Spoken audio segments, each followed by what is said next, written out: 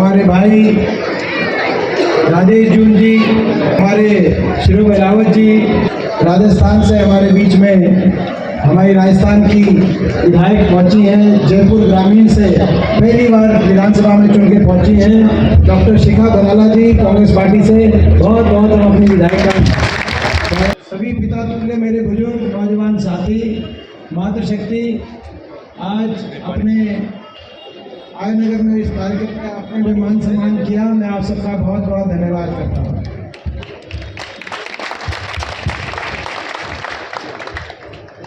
बचपन से लेकर आज तक मेरा आचरण भी आपके बीच में है, कोई छुपी हुई बात नहीं है।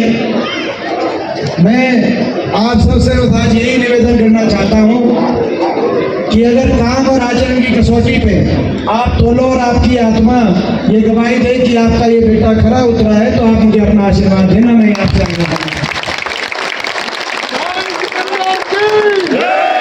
और मैं ये विश्वास दिलाता हूँ कि आपका आशीर्वाद मैं खाली नहीं जाने दूंगा। दिल्ली पहुँच के आपके खोए हुए मान सम्मान को मैं देश में ऊपर लेके जाने का काम करूँगा और आपके आशीर्वाद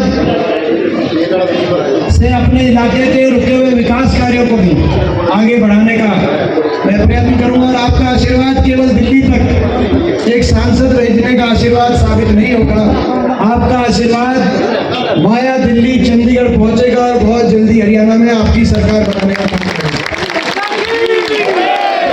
आपको पता है आज बीजेपी की सरकार ने हरियाणा को 10 साल में विकास की पटरी से उतारने का काम किया।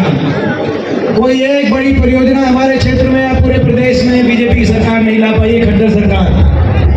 आज देश में जो प्रदेश 2014 से पहले विकास में नंबर 1 होता था, आज वो हरियाणा प्रदेश देश में नंबर 1 बन गया। तो बेरोजगारी में, पढ़े लिखे बच्चों को रोजगार नहीं, बेरोजगारी में देश में नंबर 1 हरियाणा।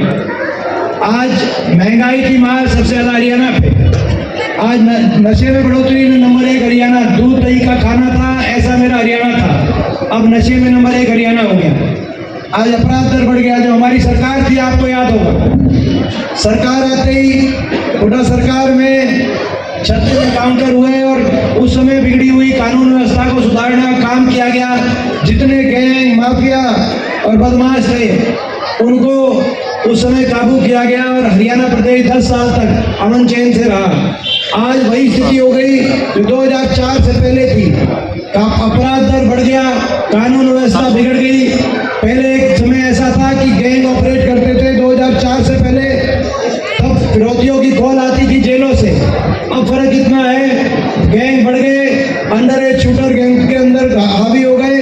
अब फिरौतियों की कॉल आ रही है, जेलों से भी आ रही है और विदेशों से भी आ रही है। ये स्थिति आज दोबारा से आ गई। काम कुछ किया नहीं और हर वर्ग को इतना अपमानित करने का काम इस सरकार ने किया। कर्मचारी गए ओल्ड पेंशन स्कीम मांगने, कर्मचारियों पे लाठीचार्ज। अग्निपथ योजना जब आई तो जब नौजवान बेरोजगार निकला सड़कों पर तो उस पर पुलिस की कार्रवाई कराने का काम इस सरकार ने किया। जब किसान एमएसपी को अपने हकों की लड़ाई लड़ने के लिए निकला तो आपने देखा 750 किसानों की जान कुर्बान हो गई। सरकार ने एक सहानुभूति का शब्द व्यक्त नहीं किया। जब सरपंच गए अपने अधिकारों के लिए, सरपंचों का लाठीचार्ज। और जब हमारी बेटियां, क्या कसूर था उन बेटियों का मैं पूछना चाहता हूं। उन बेटियों का, जिन बेटियों ने अपना अधिकार जो मांग रही थी, ये वो बेटियां थी।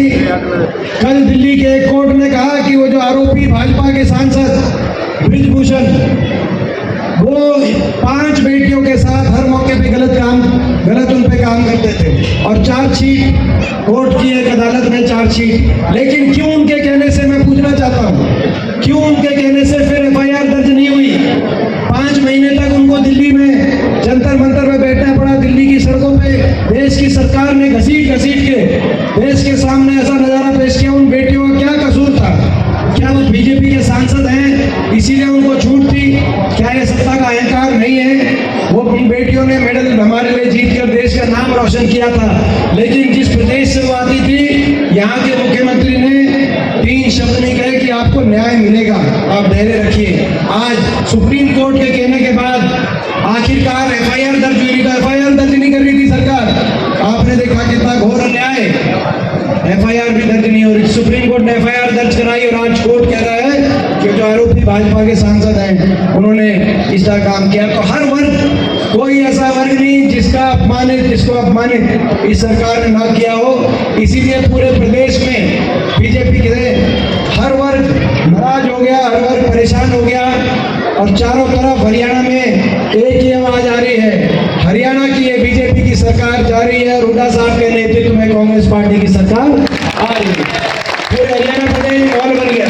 और जब ये माहौल बना तो बीजेपी ने क्या काम किया? चुनाव के मध्य में बीजेपी ने जब युद्ध शुरू हो गया तो अपना सेनापति बदलने का काम किया।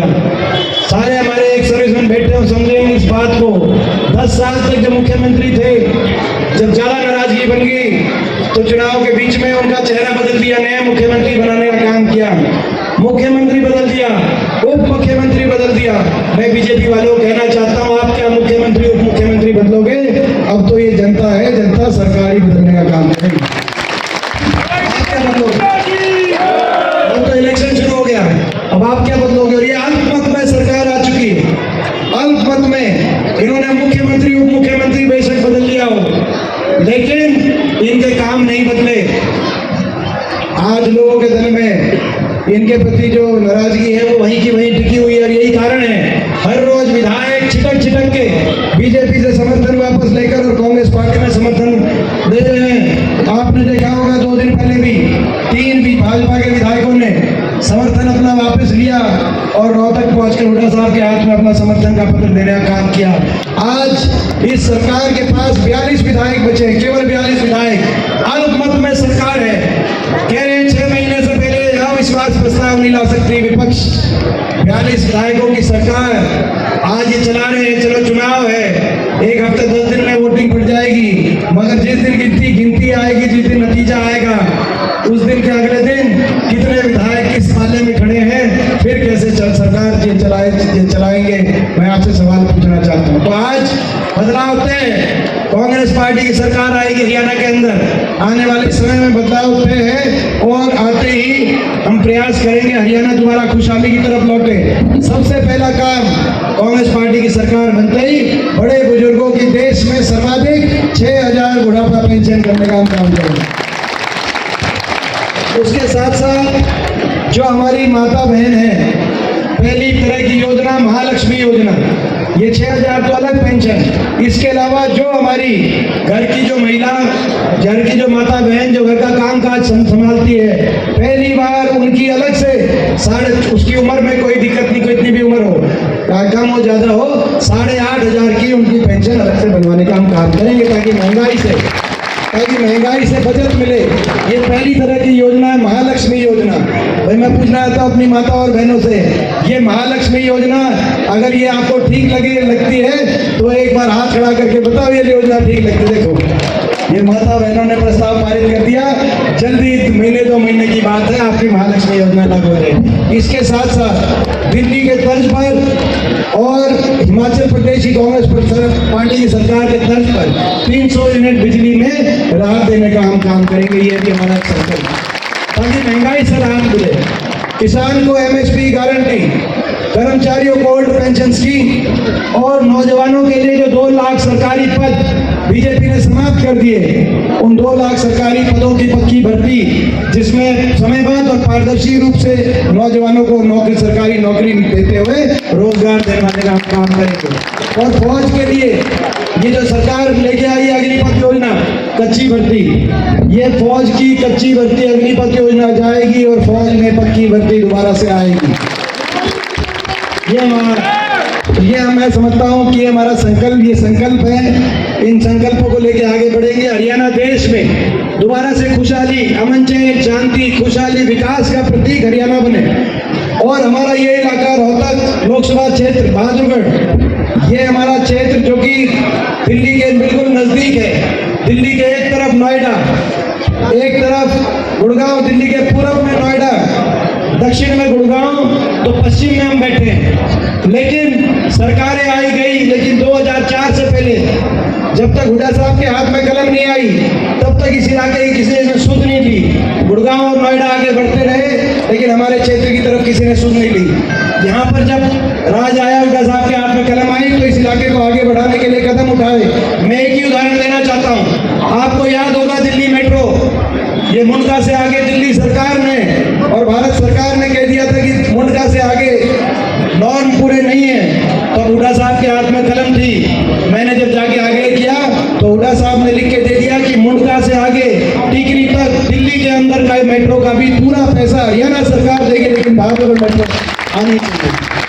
आज जब मेट्रो में आप जाओ तो आप सोचना कि क्या कारण है कि जब हरियाणा के अंदर हुड्डा साहब के नेतृत्व में सरकार थी तो 81 किलोमीटर मेट्रो का विस्तार हरियाणा में हुआ।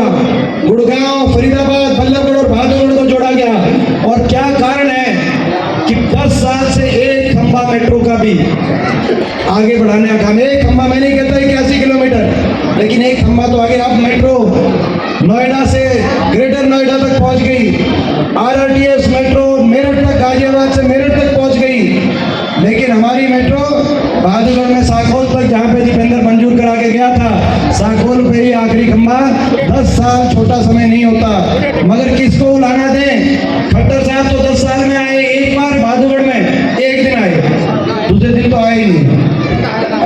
10 साल बतौर मुख्यमंत्री, जब हुड्डा साहब मुख्यमंत्री थे तो शायद वो तो हर हफ्ते आते होंगे, लेकिन भाई मैं समझता हूँ हर रोज 10 बार आता हूँ बहादुरगढ़। ये हमारा ये अपने काम की बात है।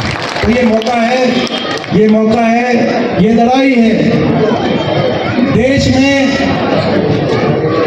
हरियाणा प्रदेश में खुशहाली लाने की, हरियाणा को देश में आगे लेके जाने की लड़ाई। ये बाबा साहब के संविधान को बचाने की लड़ाई है। आज संविधान पे भी हमले हो रहे हैं, ये बाबा साहब भीमराव अम्बेडकर जी के संविधान को बचाने की लड़ाई है। और ये लड़ाई अपने इलाके में राज लाने की और अपने इलाके को आगे लेके जाने की लड़ाई है। तो इस लड़ाई में आप सबका सहयोग और आशीर्वाद में कमी मत छोड़ना। इनसे लड़ाई लड़ रहे हैं, केवल आपके आशीर्वाद के बल पे लड़ाई लड़ रहे हैं। 10 साल से विपक्ष में जरूर हम 10 साल से हैं, और मैं 10 साल से इकलौता हरियाणा से विपक्ष का सांसद जाता हूँ। 2014 से 19 तक मैं लोकसभा में था, तब भी अकेला विपक्ष का सांसद था। उसके बाद श्याम दाम रणबीर का मेरे को प्रयोग इन्होंने किया चक्रव्यूह के। पिछला चुनाव में जो नतीजा है आपको याद होगा, थोड़ी कसर रहेगी तो मैं लोकसभा में नहीं, तो उसके बाद राज्यसभा में जाने का अवसर मिला। पिछले 4.5 साल से मैं राज्यसभा में, आज भी बीजेपी के 14 सांसद हरियाणा से, 10 लोकसभा के और 4 राज्यसभा के, और मैं अकेला विपक्ष का सांसद हूँ। 10 साल से इन तानाशाही ताकतों से संसद के अंदर जाके इनसे आंख में आंख मिलाकर मैं जब आपकी हक की लड़ाई लड़ता हूँ, कभी किसान आंदोलन हो तो किसान की लड़ाई लड़ता हूँ, कभी बेटियों की बात आती है तो बेटियों के लिए लड़ता हूँ, कभी संविधान की बात आती है तो संविधान के लिए लड़ता हूँ। जब आंख में आंख मिलाकर, ये वो तानाशाही ताकतें जिन्होंने बड़े बड़ों को झुका दिया इन 10 साल में, बड़े बड़ों को खरीद लिया, बड़े बड़े झुक गए, बड़े बड़े बिक गए, बड़े बड़े इनके साथ मिल गए, कईयों से इन्होंने समर्थन लिया और फिर उसके बाद अग्निवीर करके उनको घर रिटायर करके भेज दिया। आपको पता मैं किसकी बात कर रहा हूँ।